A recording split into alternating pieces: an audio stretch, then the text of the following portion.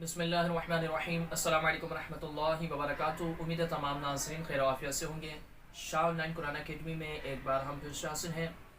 आज की इस वीडियो में हम एतिकाफ़ के हवाले से कि एतिकाफ़ में हमें ज़्यादा से ज़्यादा कुरान की तिलावत करनी चाहिए या नवाफिल की कसरत करनी चाहिए। तो आज इस वीडियो में हम इससे मुतालिक आपको चंद ज़रूरी बातें बताएंगे। इंशाअल्लाह इससे आपको काफ़ी फ़ायदा होगा अगर आप इस पर अमल कर लेंगे। तो मुख्तसर से वीडियो है, मुकम्मल देख लीजिएगा, इंशाअल्लाह इल्म में भी आपके इजाफ़ा होगा। तो याद रखिएगा, एतिकाफ़ में आप बैठ रहे हैं या बैठ रही हैं, जो भी है, तो बहरहाल आपने एतिकाफ़ में अब ये कि सवाल आता है कि इबादत कौन सी की जाए, यानी कुरान की ज़्यादा से ज़्यादा तिलावत की जाए या नवाफिल पढ़े जाए। हमारे यहाँ माशरे के अंदर ज़्यादा से ज़्यादा कुरान की तिलावत की जाती है, ज़्यादा से ज़्यादा कुरान पढ़ने पर ज़ोर होता है। नवाफिल का भी बहुत कम ज़ौक़ और शौक़ होता है, बहुत कम नवाफिल पढ़े जाते हैं, लेकिन कुरान ज़्यादा से ज़्यादा पढ़ा जाता है।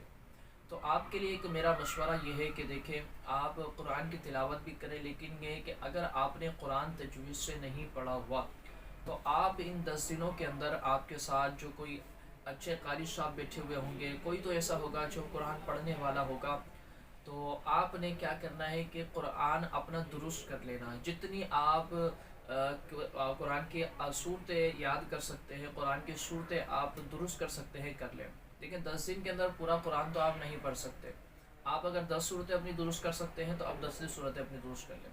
आप कुरान को पढ़ने को भी टाइम दें, कुरान भी पढ़ें ज़्यादा से ज़्यादा, नवाफिल भी आप पढ़ें, लेकिन इसमें यह है कि इतनी सूरतें आपने अपनी तजवीद के साथ दुरुस्त कर लेनी है कि जो नमाज में आप पढ़ें तो आपकी नमाज भी हो जाए। क्योंकि हम नमाज़ें पढ़ रहे होते हैं, हमारी क़िराअत दुरुस्त नहीं होती है, कुरान के अंदर गलतियाँ हो जाती हैं, लाहने जली कर जाते हैं, जिसकी वजह से हमारी नमाज़ें भी फासिद हो जाती हैं। तो मशवरा एतिकाफ़ में बैठने वालों के लिए यही है कि वो एतिकाफ़ में बैठें तो अपने कुरान को दुरुस्त करें, कोशिश करें, और कम अज़ कम 10 सूरतें आपने बमा तजवीद हो सके तो इनको हिफ्ज़ कर लेना है। और ज़्यादा से ज़्यादा टाइम आपने इसमें देना, ज़्यादा टाइम आपने इसमें लगाना है कि आपको कम अज़ कम 10 सूरतें आपको बमा तजवीद हिफ्ज़ हो जाए।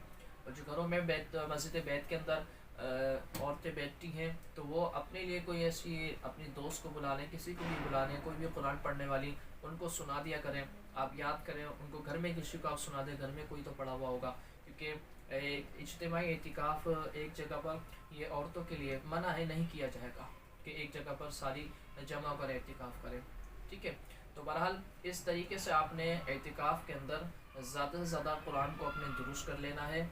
और नवाफिल के अंदर आपने ये करना है कि कोशिश करें, अगर आपकी जो पीछे क़ज़ा नमाज़ें हैं उनको अदा करने की कोशिश करें। नवाफिल भी पढ़ें, आप जहाँ 12 रकातें नवाफिल के पढ़ने हैं वहाँ आप 4 रकात नवाफिल के पढ़ लें, ठीक है। यदि तहज्जुद 12 रकातें तो आप 2 या 4 पढ़ें तहज्जुद की। इसके अलावा आप अपनी क़ज़ा नमाज़ें वो पढ़ लें, अपना एक डायरी रख लें कि आपकी ज़िंदगी के अंदर कितनी क़ज़ा नमाज़ें हैं, तो आपको वो कंप्लीट कर लेना है। इंशाअल्लाह ज़ुल्लाह ये 2 काम कर लेंगे तो अल्लाह रब्बुल आलमीन के इंशाअल्लाह जो एतिकाफ़ का हकीकी मकसद होगा उसमें कामयाब हो जाएंगे। अल्लाह तबारक व तआला अमल करने की तौफ़ीक़ अता फ़रमाए। अस्सलामु अलैकुम रहमतुल्लाहि व बरकातुहू।